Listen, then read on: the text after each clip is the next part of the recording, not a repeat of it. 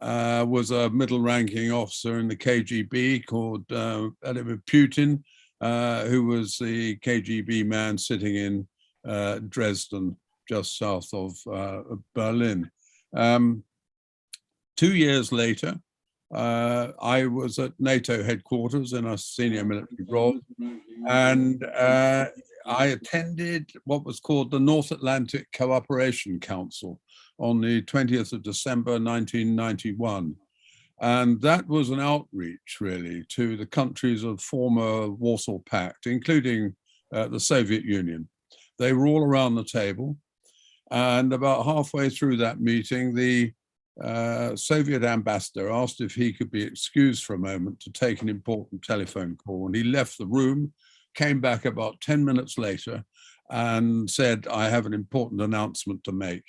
And the Secretary General gave him the floor, and the Soviet ambassador stood up and said, "The Soviet Union no longer exists." Now, that was a defining moment. That was December 1991. And of course, then we got into this whole debate over the next 2 or 3 years over what many like to call NATO enlargement and indeed EU enlargement. I prefer to think of it not as a question of NATO pushing eastwards, but of responding to the desire of the peoples of Eastern Europe to join the West, the freely expressed desire of those people after years of oppression to join the freedom and what they hoped for was the prosperity that the West offered. And was it up to us to deny that possibility to those people? And so I think this is a fundamental point. Putin has raised this in his way. I'm raising it really in a rather different way, the opposite of the Putin approach on all this. I mean, we can all ruminate now about the, whatever mistakes and that might have been made over the last 30 years. I don't think this is the time to be doing that. We have to respond now to a problem that's happening at this particular moment. What's to be done? Well, I think NATO defense ministers are meeting at this very moment. I think all of the Western countries have responded extraordinarily well. I mean, even Germany with its peculiar coalition government is now saying it will at last upgrade its military capabilities and will also provide weapons for the defense of the Ukraine. In the slightly longer term, well, of course, we've got to address the deficiencies pretty quickly in our armed forces right across the alliance. I mean, we've been asleep at our posts as far as this is concerned. But I would say, I mean, that's going to take time, it's going to take money, but we need to start now. I would say very important, we need a more self-confident effort to influence public opinion. Our people are not ready for this. They've been shocked and surprised at what's happened.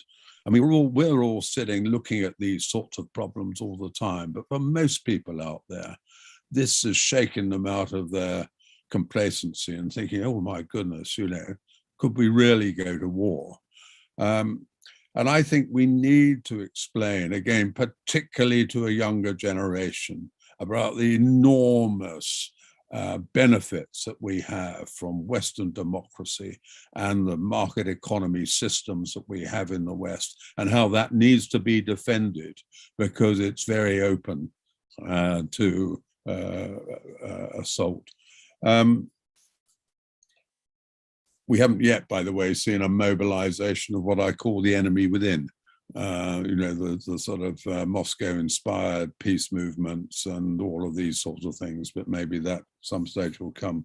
Obviously, we don't want our people to live in fear, but we want them to have a better understanding of what it is that we're standing up. And we must break this habit we're into at the moment of just turning on ourselves and criticizing from within our own institutions and all that our histories and everything that we stand for. I think we've also got to appreciate that this isn't just happening in Europe. There's a sort of global battle for influence. I mean, we've talked for a long time. Years ago, Robert Kagan wrote about the future battle between the autocracies and the democracies. We're now seeing this become more defined. And if we look around the world, there's a battle going on. It's not just happening in Europe. It's happening in Africa. It's happening in Asia. It's happening in Latin America. And we need to be up for the fight. We need to draw up an inventory of the countries in play, and we must win them back into the Western camp, whatever it takes.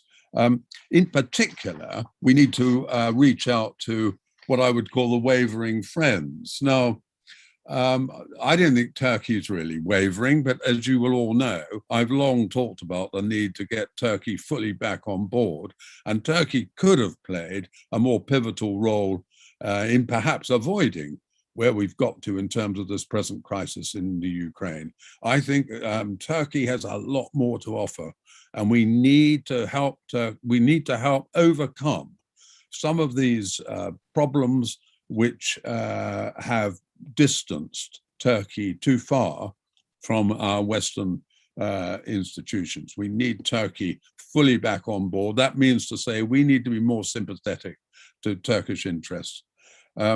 What's happened to the UAE? How did that happen? They abstain in the UNS. I mean, this was a real marker, that UN Security Council vote. What happened to UAE? India represents a country altogether a different scale. India, we like to think, is firmly in the Western camp, but we have to understand that India has, for reasons we can all understand, a deep strategic alliance with Russia, because the West quite honestly failed India often in times of her great strategic need, and the only people she could turn to turned out to be the women Russians, and they are now the largest arms suppliers to India. But India needs to ask ourselves, who are we? Where do we fit into this? We are the world's greatest democracy. We attach great importance to things like human rights. We attach great importance to all the things that we in the West like to think that we stand for. And so, work needs to be done as far as India is concerned. I mean, I hope that our diplomats around the world are working very hard to get those governments in far-off lands on side, so that the next time there's a vote in the United Nations, the whole world is saying to Russia, stop. But of course, we've got to say to Russia, stop now, because otherwise this thing can get completely out of hand. And goodness knows what the Ukrainian people are going to suffer in the next 48 hours or so. So I'll stop there. Thank you, Jeffrey. And I did notice, which is very interesting, that President Zelensky spoke to the European Parliament and ultimately received a standing ovation earlier. So that's quite telling, considering the fact, considering Europe's relationship with Russia, and especially relating to energy. So thank you for your remarks, and we will definitely, I'm sure, circle back throughout this program. I would like to before we move on to General Adino, I do want to keep note that following the remarks of our panelists, we will open it to questions. There is a virtual hand that you can raise if you do have questions. You can also pose your questions in the chat, and we will attempt to get to everybody. General Adino, it's graduated from West Point. He served multiple assignments in armor, cavalry, infantry, and striker units. Other key assignments included service as an Army Congressional Fellow in the U.S. Senate. His duty as an executive assistant to the Vice Chairman of the U.S. Joint Chiefs of Staff, and director of nuclear support at the U.S. Defense Threat Reduction Agency. To top off his stellar career, he is now a senior fellow at the Gold Institute. So without further ado, General Adino. All right, Ellie, thanks so much for that intro. You'd asked me to talk about some of the military aspects of what we're seeing and what we might see in the future. So, for somebody whose first operational assignment was on the East German border in the middle of the Fulda Gap, my classified position at that time as an armor lieutenant and with a cavalry scout platoon, there was no other U.S. unit between that platoon and the East German border. So this is of particular interest to me. If World War III was going to happen then, it was going to have to come through the Fulda Gap. So we have a generation of officers that grew up training against the Soviet threat, understanding the Russian threat, understanding the Soviet order of battle. And a lot of that we're going to draw on today. Our entire National Training Center and Combat Training Center complex in those days was built around fighting the Russians. And I can tell you that we kept a Soviet regiment, motorized rifle regiment at Fort Ord, California. Those guys fought 11 months out of every year, and every American unit,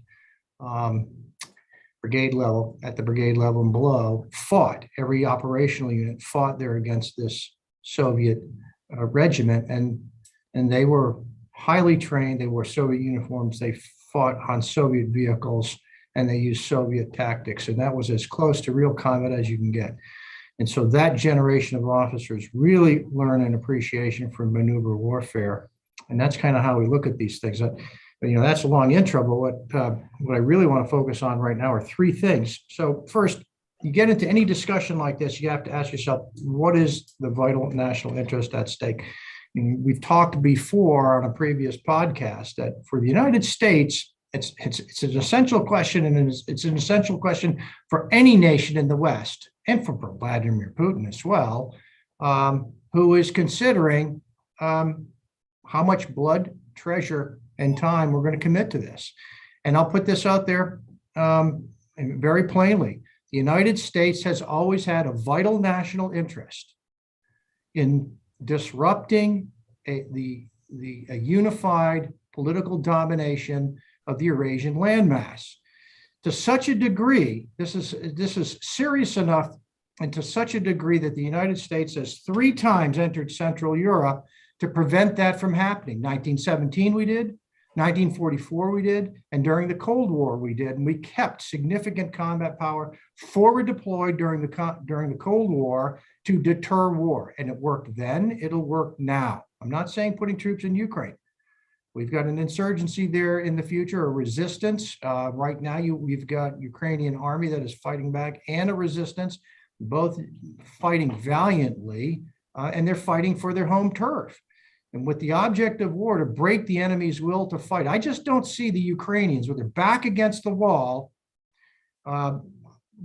losing their will to fight. I just don't see that happening, not now. Either case, with that on the table, I think there were 2 historical events that will help illustrate what we might be seeing here. First, believe it or not, is Ethiopia in 1935, the Italian adventure in Ethiopia. Now, Vladimir Putin has all kinds of strategic rationale behind what he's doing. First and foremost is to divorce the United States from its relationships in Central Europe. Vladimir Putin wants to drive a wedge between the United States and Central Europe. He knows that Germany is the center of gravity for Europe and has been historically. An entente, a geopolitical shift between between Frankfurt and Moscow, inevitably has the potential to bring with it the rest of Europe. He is sinking his energy levers deeper into Central Europe. Ukraine was part of that. Now he's shut that off. It makes Nord Stream 2 even more critical to Central Europe. Having said all of that, there's another element. In 1935, Benito Mussolini really saw himself as leading a resurgent Roman Empire, a new Roman Empire for the 20th century, the conquering Roman Empire of the 20th century. And if you see yourself as the champion of a conquering empire, well, you kind of need somebody to conquer. Enter Ethiopia. There was no geopolitical concession that the Ethiopians could have made in 1935 that would have prevented an Italian invasion. There was nothing anybody could have conceded. It was just going to happen because Benito Mussolini needed it to happen. So here we have, in the 21st century, Vladimir Putin. He sees himself as the champion for past Russian glory, the resurrection of the glory days of the Roman Empire. And so part of this explains some of the mystery behind why is Vladimir Putin doing this. I really feel deep in my heart that those in the West who are looking for things we could have done differently and just recently about NATO membership and this, that, and the other thing, honestly, he was going to do this. And the only thing that would have deterred him was real combat power forward deployed. He had already made up his decision. All right. So let's talk about the second historical event that I think sheds light on what we're going to see militarily on the ground in the Ukraine, and that is Chechnya in 1995, 1996, and again in 2000. There essentially were three battles for Grozny. Chechnya is a country of 1.2 million people. When Russia entered Chechnya in 1995 and sought to seize Grozny, what happened? The Chechens in Grozny fought back. It was such a bitter and fierce resistance that the Russians were humiliated. When they entered Grozny in 1995, on the first day alone, they lost 20 to 26 of their tanks, 102 of 120 of their BMPs, their armored personnel carriers, and all of their ZSU 23-4. Those are the 23 millimeter anti-aircraft guns, very much needed in urban warfare, as tank turrets can't elevate high enough to engage the higher levels in city buildings. So it was brutal. The Chechens fought back. They hung Russian bodies upside down from the windows of defended positions inside the city. They decapitated heads and they lined them up across the streets. Now, I'm not saying that the Ukrainians are going to do this, but I am saying the Ukrainians will fight bitterly. There were booby-trapped bodies in Grozny. Mines became critical. Flame weapons, we see talk now about so-called thermobaric weapons being considered by the Russians today. Those are air fuel explosives. They disperse a fuel into the atmosphere, and then when it's ignited, it produces a large shoving effect, much different from a shattering effect of a high explosive. It's the sort of thing that topples buildings. The Russians experienced a heavy psychological and a physical effect. They failed to rotate their units quickly enough to relieve some of the stress on their invading units. They had very great difficulty synchronizing their operations. Ernie, General, it seems as though that we're seeing a lot, what you're describing now, we're seeing a lot of that now happening too in Ukraine. What you're describing in what you're describing from the Russian perspective in past engagements. So, but let's come back. I know that we're gonna have a lot of questions regarding this, and I think to your point, I think that Ukrainians now have a more patriotic defense attitude than the Russians have in an offensive perspective. So thank you for your remarks. Moving forward, we have John Wallstetter. John is a senior fellow at the Gold Institute.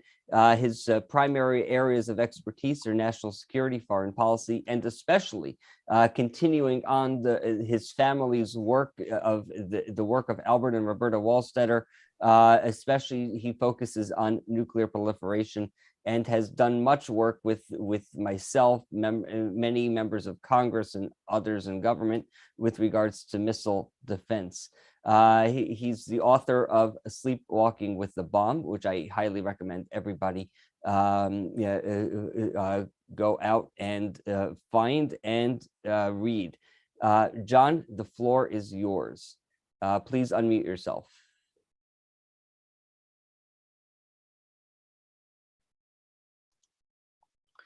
Thank you, Elliot. I'd like to thank the first two presenters for setting a stage for discussing the nuclear issues and doing a great job of it.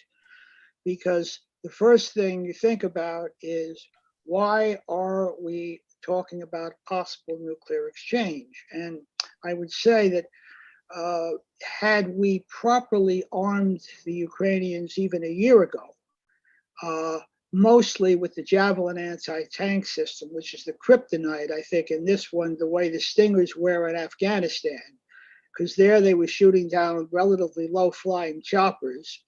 And here they have tanks were not that useful there. They're much more useful on the flat plains of eastern Ukraine. But with a 90% kill ratio, they've already inflicted an enormous amount of damage. And if there is somehow a victory, it will be a Pyrrhic victory for the Russians. They're not going to sell equipment so easily or think that their army is such great shakes after this. And that is the heroism of the Ukrainians, and we owe them a debt for that too. In any event, I'd say also there's another background. Much is made of the historic fears of the Russians of invasion. Well, Richard Pipes, the great historian, went over about 450 some years to the late to about 1980 of Russian history, and of 230 wars, Mother Russia started 200. So we can say that Mother Russia's neighbors have reasons to be nervous too. And I might add that the great invasions that are most spoken of, those from the Mongols, from the Swedes, from Napoleon's France and Hitler's Germany, came from distant powers. They weren't bordering. So we make too much of that and talking about sphere of influence to do what? As Jeffrey said, to do what? To oppress over 100 million people who hate the Russians, and with good reason. Now, on the question here of NATO preemption, here, the one thing is nuclear preemption. The one thing here that we have to be very concerned about is Vladimir Putin's mental state. I mean, we all knew he wasn't one of the world's sweet people, but there are some indications he's clearly physically diminished, and he shows some signs, at least to this lay observer and others, of also not being as mentally sharp as he was. He was caught off balance. He's hugely embarrassed. The good news, and I had occasion over the weekend to read a 2019 study by the Committee on Non-Proliferation Studies called Finger on the Button. And the good news is you're never one push of the button from a nuclear war. There are various safety schemes. The United States and Russia both have what's called a presidential scheme. The president authorizes, but then there's a chain. It goes through several authorities before it gets to the launch thing. And the Russians have a lot of safeguards. Putin cannot start it on his own. And I think if there's an indication that he will start it, that the oligarchs they don't think that'll be too good for their bank accounts if even a single nuclear warhead is detonated in anger for the first time since 1945.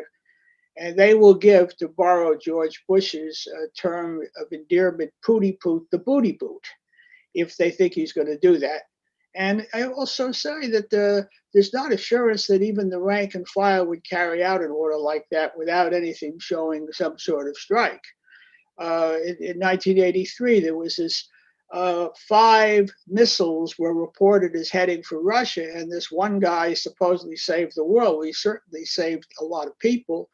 He said he refused to go. He would not go without human confirmation. Unfortunately, it did not come through. The interesting thing there is, of course, that there's no way that would have been an authorized strike. If it's only 5 missiles, that's like Strangelove and a renegade general. In any event, missile defense, anytime we talk about nuclear uh, matters, a lot of people have opposed missile defense. And one consequence of this is now that they got a real scare and they worried, does Putin have all his marbles? You may not be able to deter someone like that. And missile defense is going to get a fresh look after this, I think. And Moscow's protestations will not be listened to. If they get a victory, it will be Pyrrhic because they've done enormous damage to their brand. There's no danger in any serious sense of a nuclear exchange. No European country, unless its own territory, well, there are only 2, the UK and France, neither of them is going to fire a nuclear missile unless there's a nuclear detonation on their territory. And as failing that, they're going to leave it to the United States and Joe Biden, as he has told our opponents, here are the infrastructure things we really want you not to strike, which of course will be their target list, has told them, don't worry about it. You can have a minor incursion and we're not going to do anything. Instead of keeping the card, this is one thing Donald Trump doesn't get credit for. Donald Trump, there was no territorial attempt by Putin, but appeaseniks like Obama and what we have now tempted Putin, and like Oscar Wilde once said, he can resist anything but temptation, and that's true of Putin. He's the wrong person to give an invitation to on that. We do have a stake in Ukraine. The Budapest Memorandum of 1994 is sometimes misrepresented by people who should know better as an effort to extend NATO. It had nothing to do with that. It was an effort to guarantee the territorial integrity of Ukraine on the part of Clinton's America, Major's Britain, and Yeltsin's Russia, when he was at a time when presumably he was sober more than half the time. They may not have meant it, but Ukraine gave up the 3rd largest nuclear arsenal, roughly comparable to the American and Russian arsenals today. They gave up a whole bunch of SS-18s, all those nuclear weapons. Anybody think that Putin would have seized any territory if they still had that? So if we don't live up to that guarantee, nobody else is going to, and that will trigger nuclear proliferation. It'll start with allies who realize that our extended umbrella no longer extends past Passaic, New Jersey, and Las Vegas or something. And on the other hand, that it's sauf qui peut now, in the absence of a regulating power. If Pax Americana disappears, we're not ready for Pax Sinica, fortunately, but we will have sauf qui peut, and then our adversaries will do that too. And that is a very likely consequence of this.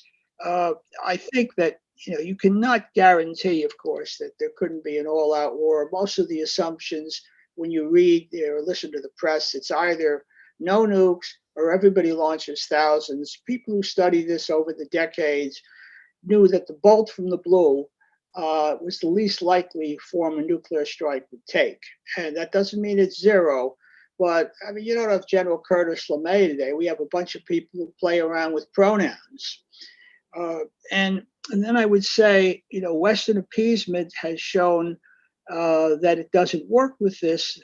The appeasement of tyrants almost always winds up earning their contempt. And I remember Pat Moynihan saying in the Polish debt crisis of '82 and after the crackdown by Jaruzelski in Poland, although I can't find it, I think it was probably scrubbed out of the congressional record, because I was listening.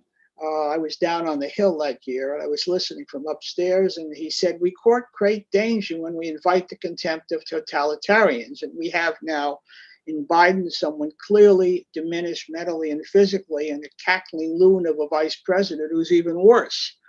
John, John, I'm I'm 1 minute from finishing here. If I can just grab a minute. 30 yeah, seconds. 30 seconds. I'll give you 30 seconds because you're a swell guy. You could argue that, assuming Putin is not going over the deep, that the greatest danger of a possible Putin move in the nuclear area is continued vacillation and gross incompetence. Excellent. Thank you, John. I know that we have a lot more to cover on that, and I know we're going to come back. So thank you for your remarks. Moving on, playing cleanup. Joel Thayer, the president of the Digital Progress Institute. Joel has he's advised on legal and policy issues relating to antitrust, telecommunications, privacy, cybersecurity, intellectual property, and the list goes on in Washington. But Joel, I think we're going to have, we now have a very this is a very important topic to discuss because we have experienced over the past number of years the cyber warfare that comes out of Russia, whether it's from government or from the civilian side. There's no doubt about it. This is going to play a big role. So I am eager to hear your thoughts on this, and I'm sure we all are. Joel, the floor is yours. Thank you, Ellie, and thank you for the opportunity to speak here. It's been great to listen to all the panelists, and I think they set this up very nicely. And what I did enjoy was that the underlying current here was that Putin was going to do this anyway. And I think that if you look at it from just a cybersecurity perspective and what's been happening on the cybersecurity side, this is a well-known fact. It's clear from most of the folks in the cyber world that Russia and China included have been gearing up for at least some sort of pushback or some sort of warfare for the past 10 years. And you can see that just through some of their actions, but specifically related to Russia, I see it more as a three-pronged play from the cybersecurity end. And the three prongs are usually a combination of disinformation or the spread of disinformation. There's also the attack on critical infrastructure. And also there's a sense of data collection and spying and digital spying that occurs all throughout the net.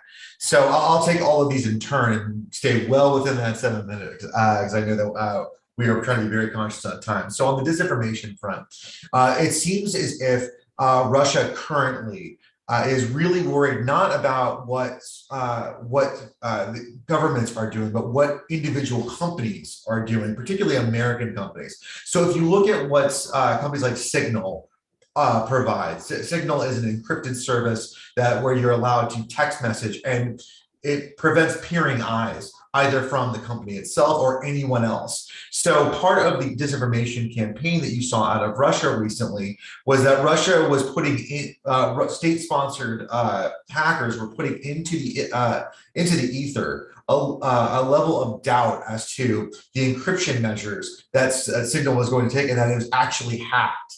And when in all reality to that argument whatsoever, and it seems as if Russia seems that their Achilles heel in terms of like their cyber play are these encrypted services. And again, I think encryption works both ways. It works as a great shield and also as a great sword.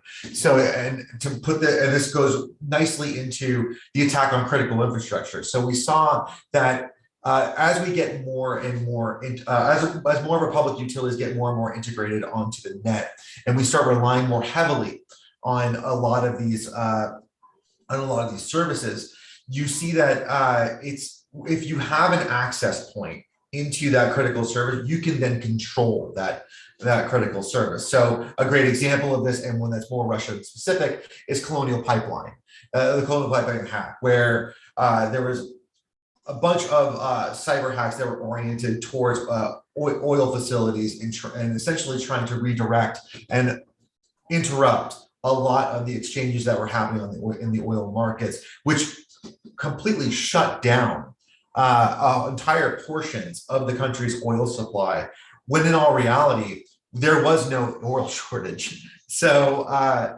again, this is another thing that that we have to think about in terms of cyber warfare, that it's getting far more intricate. It's getting more directed towards our day-to-day lives. This is not simply an email hack that gets where you get spammed for 24 hours. This could actually deter not just investments, but break down economies if it's used correctly. And it seems as if the Russian government is now becoming a little bit of a master in promoting these cyber attacks.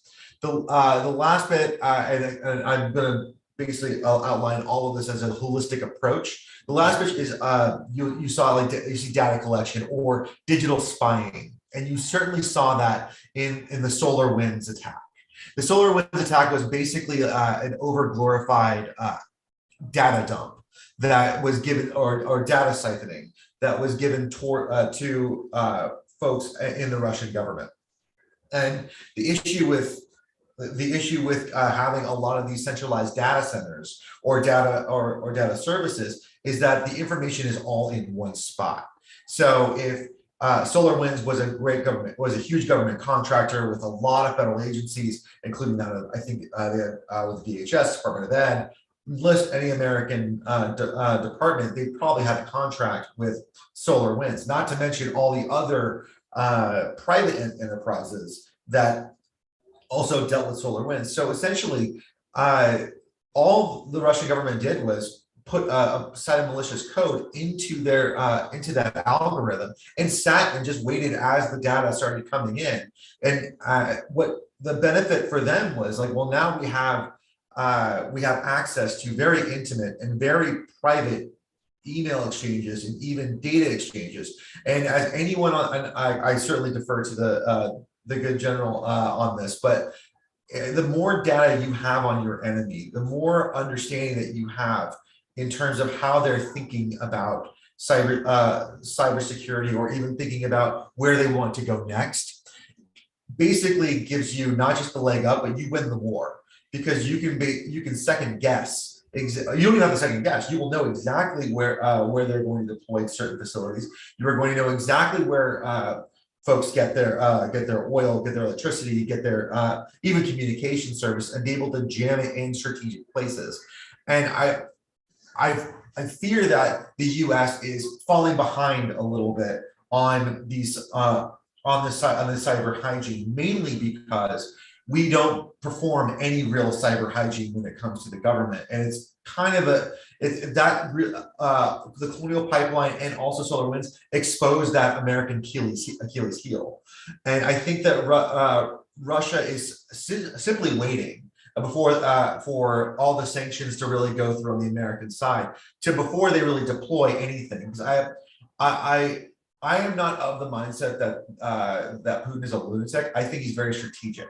And I think that he's waiting for the Americans to show their hand, and then he'll attack. But he's not going to invite trouble beforehand. So I think that if this is a serious problem, if we don't at least somewhat protect our internal digital infrastructure, because frankly, that is a huge weak spot in America's national security. Sadly, as it turns out, we have also tried to manipulate other countries' public utility areas, and I say this, I say sadly, because frankly, we showed our hands to our enemies and where we're most likely to attack. The example that comes to mind is Stuxnet. And Stuxnet was essentially a American and Israeli operation in which we put in malicious malware into Iranian nuclear facilities to speed up fans, or essentially say that something wasn't reactive when it actually was reactive, to break down all their nuclear infrastructure. And why I think that's interesting is that if we can do it, you can bet that Russia can do it. Mainly because if you look at all this level of if you look at this three-pronged approach holistically, you'll find out that One, through all the information that they've already gathered, they know exactly what our codes are. They know exactly where things, you have to assume they know exactly where things are. You have to assume that they understand how our nuclear programs work. Then you have the issue of actually attacking the critical infrastructure. What we saw in the Colonial Pipeline, where they are actually able to manipulate literal mechanics in those particular facilities. So, and then last is a bit of disinformation. Look, like the worst thing that you can do in a war, and I've just read this really great book by Eric Larson, where he like talks about how Churchill really had to, Churchill really had to get galvanize and but essentially inspire hope that this was a winnable war to the general public. If you have social media companies that are getting hacked by disinformation services and cutting at the core of what it is to be American, what it is to be, what it is to fight for freedom, you are going to not have the public on your side and essentially allow a lot of things that would typically be viewed as against American interests. So I think that Russia's cybersecurity play is actually very sophisticated. I don't think it's simply they're going to hack into one pipeline and that's it. I think that they're going to do more of a holistic approach. I think they are going to, based off their level of them already being in our networks, the ability for them already to spy on all the things that we're doing, not just from an individual basis, but from a governmental basis. I think that they're able to understand what our critical infrastructure does and where it is and how it operates. And I also think that they'll be able to sell it to the American public as a good thing. Joel, we ended off on, I guess, on a more lugubrious note than we began. So I think we have all that much more to be concerned about. But let me pose a question. I'm going to, first of all, if anybody has questions, please raise their virtual hand. And this way we'll know that you want to ask. But in the meantime, let me ask, I'm going to pose this question to Jeffrey and to John. Maybe you guys can answer it together as we're running short on time. John, you talked a lot about missile defense and the idea of what we need to do as we look to Europe, as NATO does. But let me go to Jeffrey first. And Jeffrey, as you listened to John's comments, what do you think the appetite of Europe and the Europeans are when re-evaluating missile defense? Well, I've already commented on the need to win public opinion, to galvanize public opinion. This is one aspect of it. I think the other thing that we need to avoid is the idea that this is just an imposition of American power, if you like, in Europe. Because I'm not saying this would then be as like a mirror image. Of course it isn't, because there's no comparability. But that's an area that would be exploited by those within our own societies who seek harm to the United States, seek harm to the whole Western idea. So there's got to be we've got to have sort of ownership of a lot of this. And I think, there are one or two areas where we've seen the United States be very reticent to share some of its sort of technology, even with their very closest allies. I think of the F-35 system and the way that's developed. Even the UK, which is top of the list in terms of being integrated into that system, is still denied some sort of access. So I would say the important thing is this idea of ownership. And therefore, yes, there's got to be more attention to things like missile defense. And I think also related to this is what Joel's been saying about the vulnerability of our IT infrastructure. That applies not just, of course, to civilian infrastructure, that applies to military infrastructure in particular. And by the way, as an aside, I mean, I just wonder at this moment what scope there is for unattributable cyber action against some of these Russian offensive capabilities which are being deployed in the Ukraine at the moment. Because if we don't want to get involved physically in this war, but maybe there are other things we could be doing. Thank you. John, anything to add? Well, let me add very quickly. First of all, on the last point that Jeffrey made, I've seen reports, and my kid brother has Ukrainian contacts. He goes with a Russian girl. They know people who are over there and are stuck. That there have been two major factors, which is going to be the future face of war. One of them is Elon Musk having made Starlink available to the Ukrainians to substitute for communication. The other is there is a hacker group out there that has been disrupting the Russian communications too. Of course, this could happen to us if the war was in a different phase too. So you're getting more like Kriegspiel than chess, multi-layered chess games going on here, with actors being able to also pretend to be someone else, to alias themselves to do that. But I do think that nothing will get the public interested in missile defense more than the prospect, if they think that Putin is a madman. I don't think he's quite that, but if he does use even one, you won't find 5 people in the West who oppose missile defense the next day. This is a tectonic event. It's changing what they think they can get out of Moscow, what leaders are capable of, how ineffective a rules-based system is in trying to deter people who have contempt for rules. So in that case, and I think missile defense will get a boost from this. It temporarily got one after the Gulf War, except that the systems were too primitive then and for a number of other reasons. But I think you will see more interest in it. It will be harder to argue that arms control can handle these situations. Thank you, John. We have a question from Soren Lang. I'm going to give this one to General Odino. General, do you see the Ukraine event as an isolated event or an event part of a much larger plan?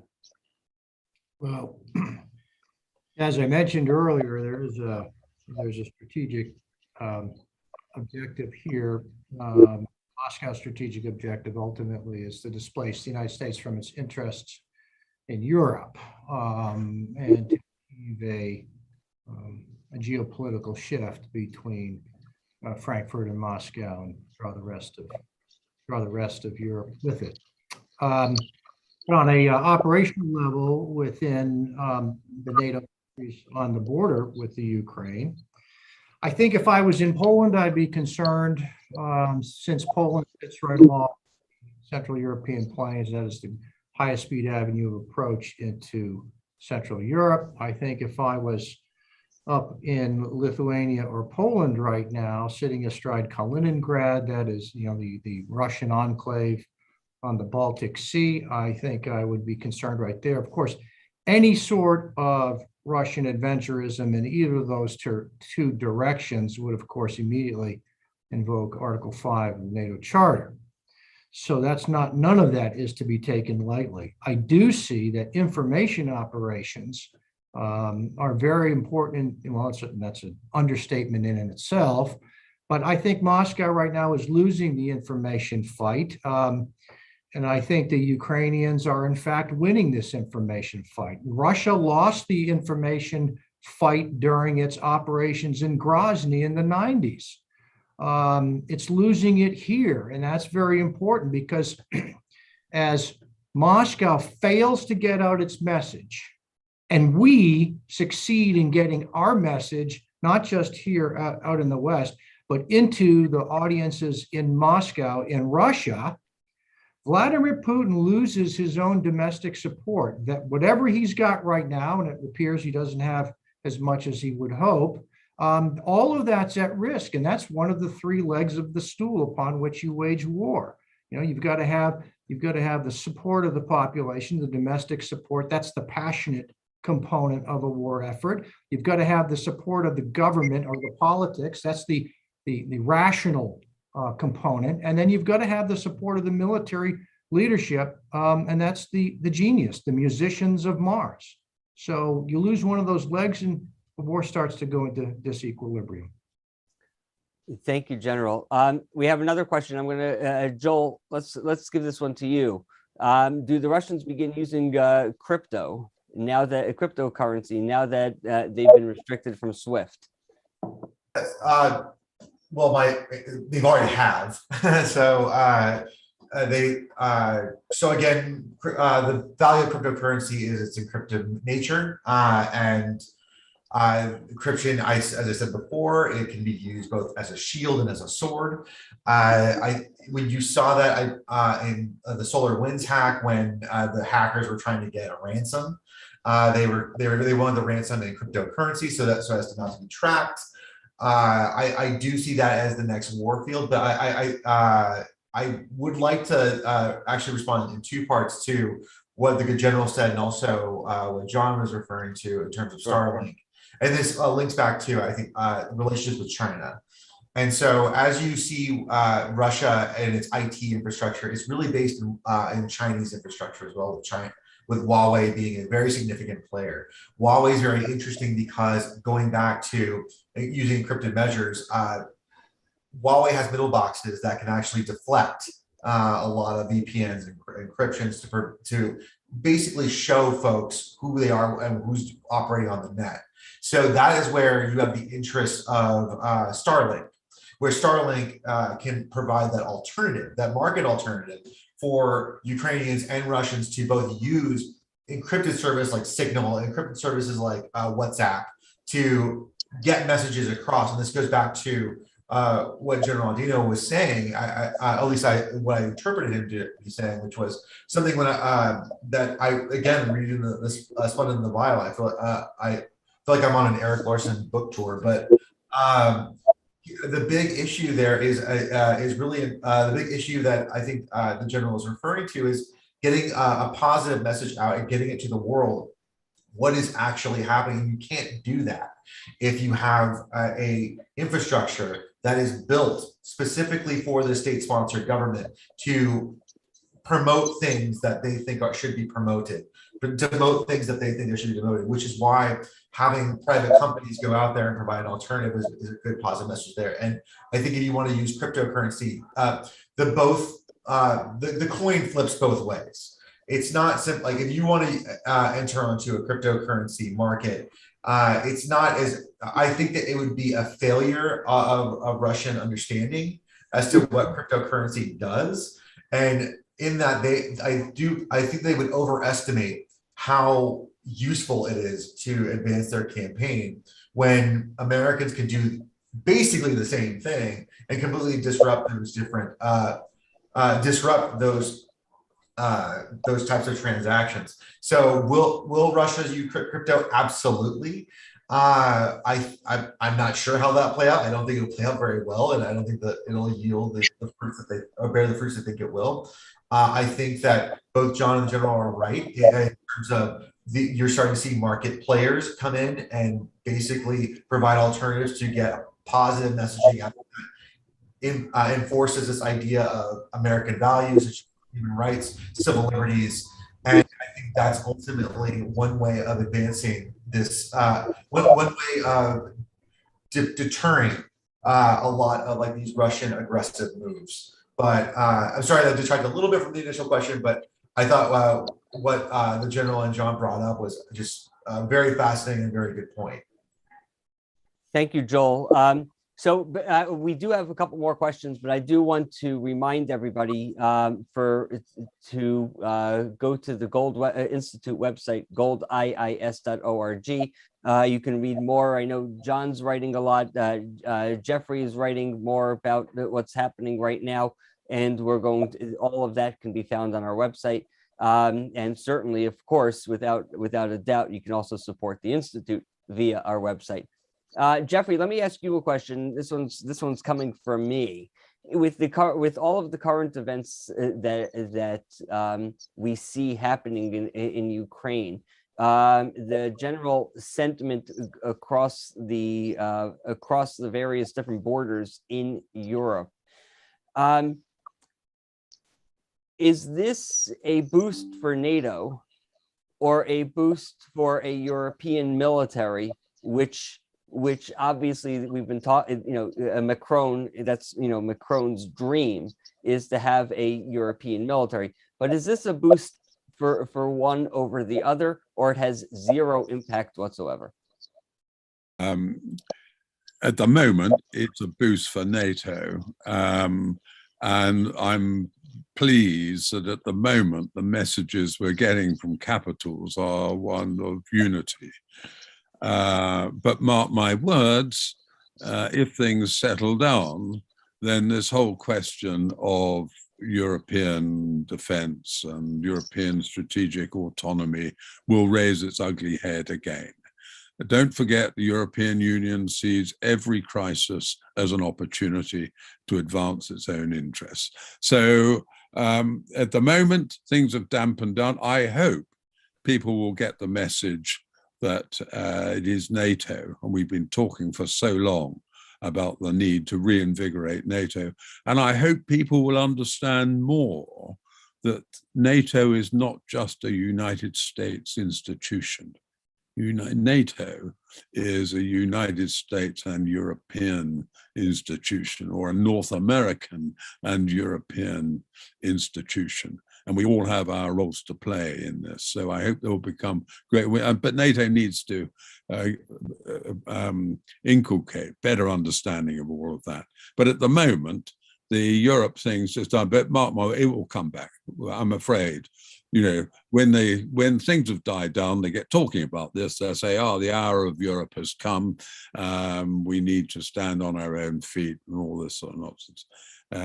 The strength of NATO is it engages the power of the United States and the power of the European nations in the defense of our democracies. Now I'm going to pose this question to anyone who wants to answer it, but this is slightly off topic. So I'm using my moderator's prerogative here to do that, and that is General Adino, John, Jeffrey, Joel, whomever it is who has a thought about this. Let us assume for a moment that last year Macron got his way, and you did have a European military. What would we be seeing right now versus what we see today? Ernie, you go for it. Yeah, I mean, I'll be brief, but it would have been the latest incarnation of the concept of a European rapid reaction force that has been percolating, popping up here and there over the years. But it's never been much more than, honestly, a light infantry based organization. And our light infantry have very specific roles, and they do those very specific roles very well. But the problem with a light infantry a light infantry dominated organization is that when you put it on the ground, it is literally the least lethal, the least maneuverable, the least survivable, and it provides the least amount of deterrent effect.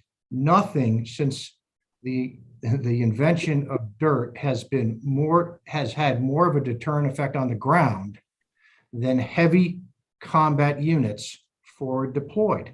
And there's just no substitute for that. Yeah. Can I just add a point? Neither NATO nor the European Union have any armed forces of their own. The armed forces reside with the nations. The question is, under what alliance structure do those nations work together? Is it under the NATO structure, or is it under an EU structure? So that's actually what it comes down to. And I think people need to understand that. Yes, and excellent. We have one comment moving up here. We have a comment from Mike Pavlotsky. China has an interest in a weakened Russia as an entry into Siberia. Jeffrey, you're nodding, so I'll let you respond to that. Yeah, well, I mean, China's interesting at this moment. You know, they've just come out with this statement. They want to see themselves as some sort of peacemaker in all of this. They regret the loss of civilian life and all the rest of it. Yeah, I mean, China's not ready to take on the United States. And so they're biding their time, and they don't like these other potential disruptions that are going on at the moment. China's biding its time, and it wants everyone to think that it's a nice power. So that's the way we want to look at this. At this moment, if China's saying, yeah, come on, we don't approve of what Russia's doing, that's all grist to the mill. John? John, while you're answering this question, go on to the next question I'm going to ask you, which is, does this help or hurt China's intentions on Taiwan? So you can answer this and move into the next. Well, I would say that China and Russia are, this little bromance is not long that it's going to last, but it can have impact in that relatively brief time. I think the showing of the Russian military does not impress the Chinese very much either. But on NATO, the biggest disincentive to a NATO led by the United States is an administration vacillating and incompetent as the one we have now, let alone if, God forbid, the vice president gets in. If we get a real leader in there, it's a debate to have. In some respects, Macron is 60 years after de Gaulle decided he wanted an independent force to prop nuclear. He pulled out of NATO when it was 35 years before they came back in. And I think Iran, so that is a theme that's been around for a while.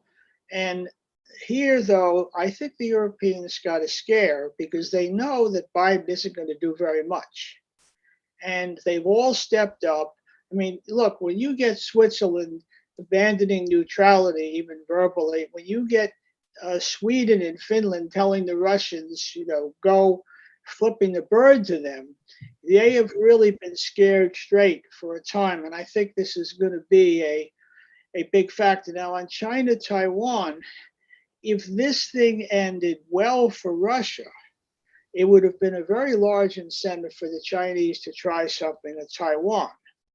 If this ended with a major conflict where the United States was drawn in, I doubt we could fully project enough power. Even we'd have difficulty projecting into Europe, let alone simultaneously be able to cover over in the Western Pacific, even though that's primarily not a ground force thing there. Those carriers, some of them might be called back. We have one carrier right now that's looking for an F-35 at the bottom of the ocean out there. We don't have the same backstop that we had. On the other hand, the Taiwanese at this point have a better argument for saying, look, we're not asking for you to fight for us any more than the Ukrainians are. Just give us some more porcupines to stick the Chinese with if they try it. It's not a slam dunk for them to do that. And the reaction to Russia's nuclear threat also tells the Chinese, you better be very careful about making threats of that kind. They've done it in the past. I think it's a much tougher road for the moment for them, but we still have to see how this winds up. I believe the most likely thing is a Pyrrhic victory for the Russians. They'll get something they can take home. The oligarchs will not let Putin go completely nuts. And if he doesn't get a solid victory, if their prestige suffers, Putin might want to consider getting on one of those Elon Musk flights to Mars or something, because he won't be long. I don't think, if they don't get a solid victory here, I don't think Putin lasts. And that'll be a message to the Chinese that if they try something, Xi Jinping will know if he's not successful and he tries something, he's not going to last either. Okay, so let's. I appreciate everybody's participation. I'm going to end on a very elementary, but I guess thoughtful question, which is and I'm just going to go around, one word answer. Russia, Ukraine, win, lose, or draw. Jeffrey. We've got to give Russia some way out. That's a political one word answer. Joel. I think draw. Draw. John. Pyrrhic. Pyrrhic victory. All right. General. Ernie. Russia wins Donbass and nothing else. Okay. I thank everybody for joining us. Once again, I ask everybody to visit goldiis.org. That's our website. Take a look, see who we are. If you haven't done so already, feel free to support us, and we will continue these conversations as this conflict continues. And I look forward to seeing everybody on our next call. Thank you very much, and we'll see you next time. Great to see you all.